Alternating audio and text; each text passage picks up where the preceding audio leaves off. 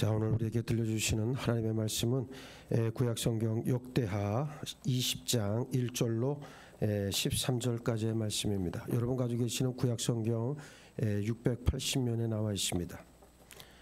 한 절씩 교독하겠습니다. 제가 먼저 봉독합니다. 그 후에 모압 자손과 암몬 자손들이 마온 사람들과 함께 와서 여호사밧을 치고자 한지라.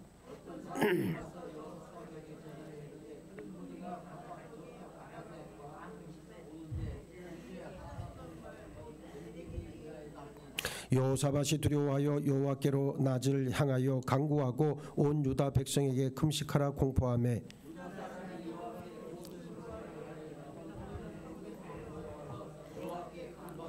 여호사밧이 여호와의 전 셋들 앞에서 유다와 예루살렘의 회중 가운데 서서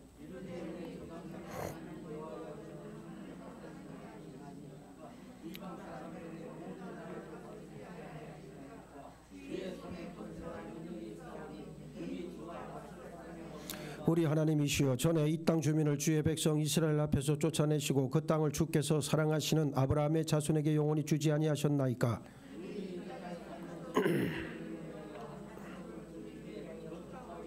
만일 재앙이나 난리나 견책이나 전염병이나 기근이 우리에게 임하면 주의 이름이 이 성전에 있으니 우리가 이 성전 앞과 주 앞에 서서 이 환난 가운데에서 주께 부르짖은즉 들으시고 구원하시리라 하였나이다.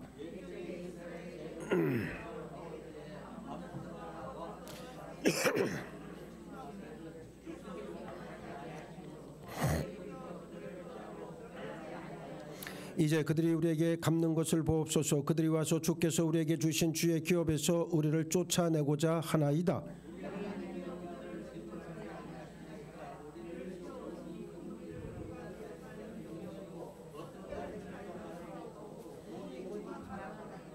같이 유다 모든 사람들이 그들의 아내와 자녀와 어린이와 더불어 여호와 앞에 섰더라. 아멘.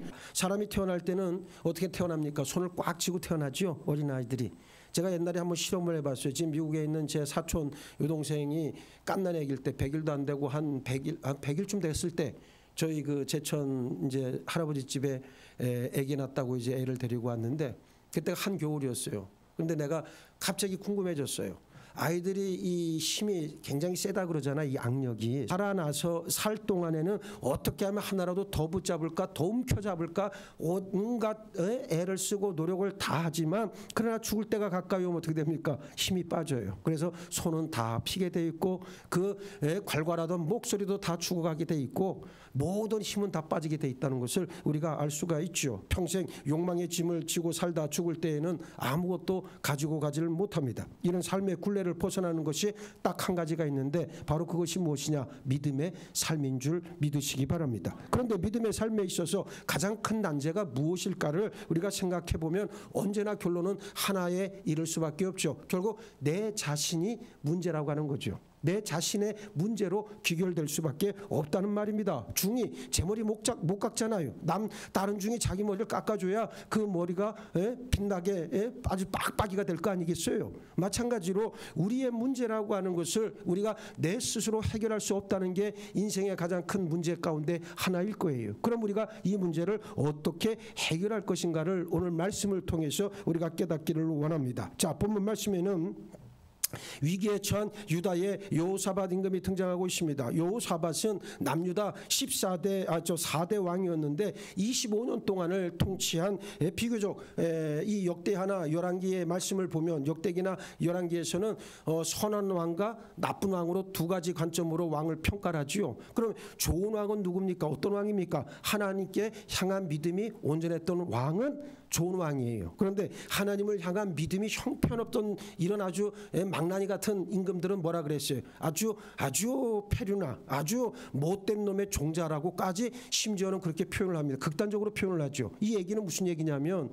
결국은 하나님, 그런데 이 여호사밧은 특이한 전쟁 경험을 하게 되죠. 하나님께서는 이 전쟁을 하나님께 속한 전쟁이라고 말씀하셨습니다. 우리는 이 사건을 통해 그리스도인의 영적 삶의 원리를 발견할 수 있습니다. 여호사밧은 어느 어느 날 암몬과 모압 그리고 마온 족속이 동맹해서 남유다를 치기 위해 올라오고 있다는 소식을 듣게 됩니다. 남유다는 세 나라 연합군과 싸울 만한 도무지 능력도 없었고 그리고 전쟁 물자나 전쟁 자원도 없던 그러한 처지였습니다. 당연히 여호사밧은 두려울 수밖에 없었지만 여호사밧은 당면한 위기를 슬기롭게 대처하지요. 여호사밧이 어떻게 이 위기를 대처하는지 주시하시기 바랍니다. 첫째, 여호사밧은 대적자의 정체를 분명히 알고 있었다는 점입니다. 본문 1절에는 여호사밧을 대적하는 연합군의 정체가 분명히 드러나 있죠. 우리가 나 자신의 문제에서 이길 수 있는 유일한 길은 내가 대적해야 할 대상이 무엇인지 분명히 알 때에만 가능합니다. 그래서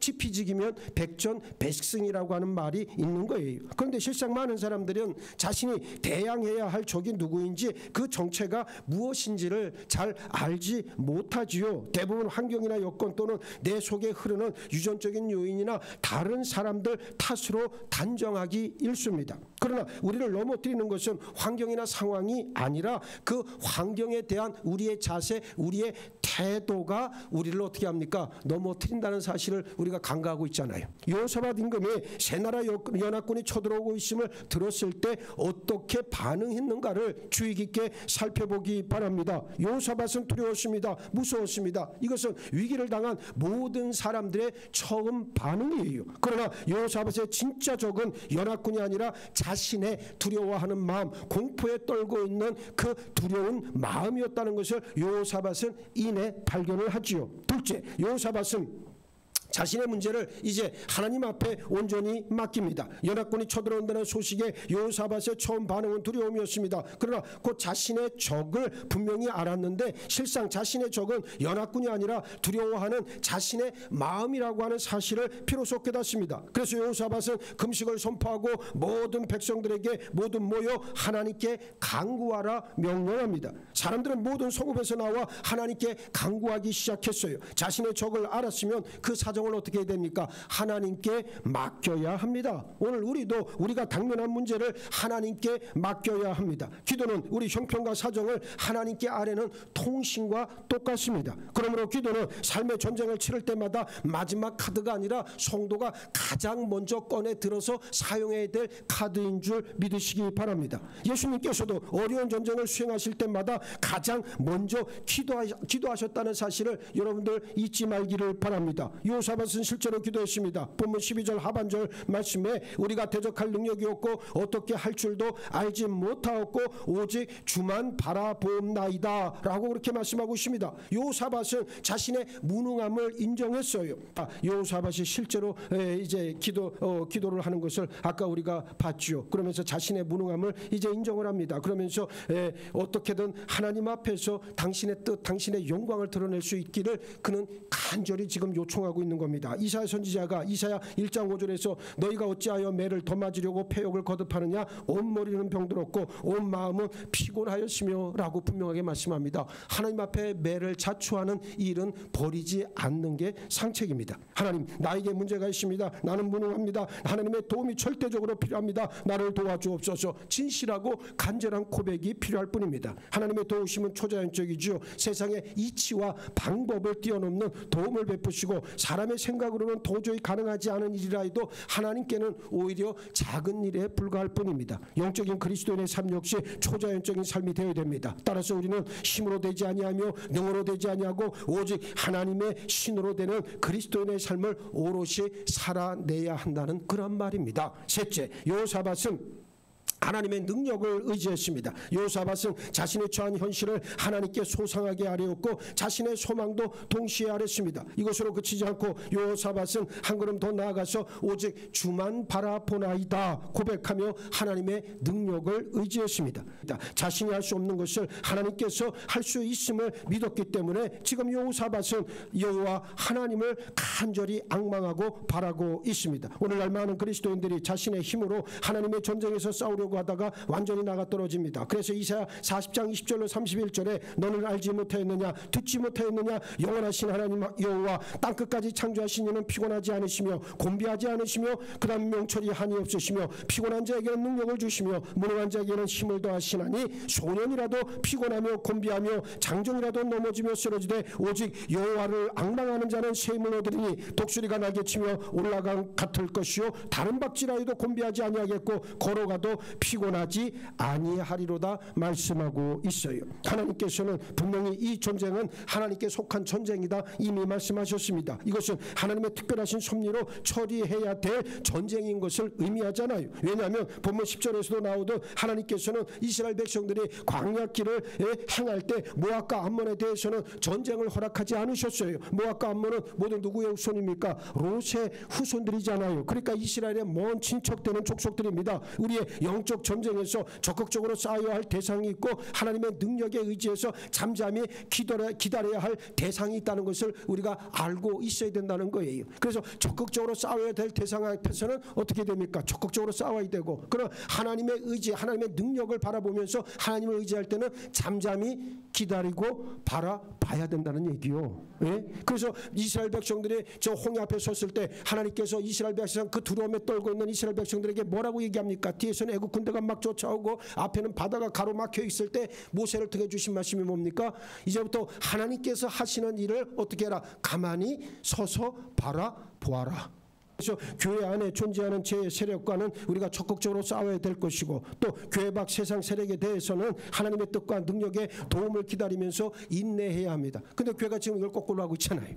출애굽기 14장 13절로 14절 말씀에서 모세가 백성에게 이르되 너희는 두려워하지 말고 가만히 서서 여호와께서 오늘 너희를 위하여 행하시는 구원을 보라. 너희가 오늘 본 애굽 사람을 영원히 다시 보지 아니하리라. 여호와께서 너희를 위하여 싸우시리니 너희는 가만히 있을지니라 그랬고, 15절로 16절에서는 여호와께서 모세 에게 이르시되 너는 어찌하여 내게 부르짖느냐? 이스라엘 자손에게 명령하여 앞으로 나아가게 하고 지팡이를 들고 손을 바다 위로 내밀어 그것이 갈라지게 하라. 이스라엘 자손이 바다 가운데서 마른 땅으로 행하리라 말씀했습니다. 하나님의 도우심을 바라본다는 것은 그냥 손을 놓고 기도만 하고 있으라는 것이 아니라 하나님의 말씀 앞에서 적극적인 순종을 어떻게 해라? 준행해라.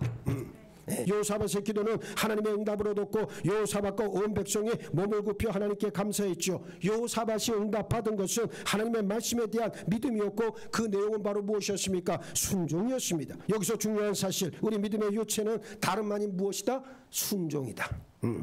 여러분의 믿음의 요체는 순종으로 반드시 드러나야 돼. 자, 믿음으로 순종해서 하나님의 응답을 받았고 감사했던 이 여호사밧을 우리가 본받아서 우리가 대항해야 될 적을 분명하게 알고, 그리고 알고 있다면 이제는 하나님 앞에 모든 것을 맡기시기 바랍니다. 거기에 한 가지 더 제일 중요한 관건, 내 자신을 하나님 앞에 있는 그대로를 드러낼 수 있는 여러분 모두가 되기를 바라겠습니다. 여러분 자신의 문제를 모두 극복할 수 있는 영적 승리자들이 다 되시기를 예수의 이름으로 축복합니다. 축복합니다. 축복합니다.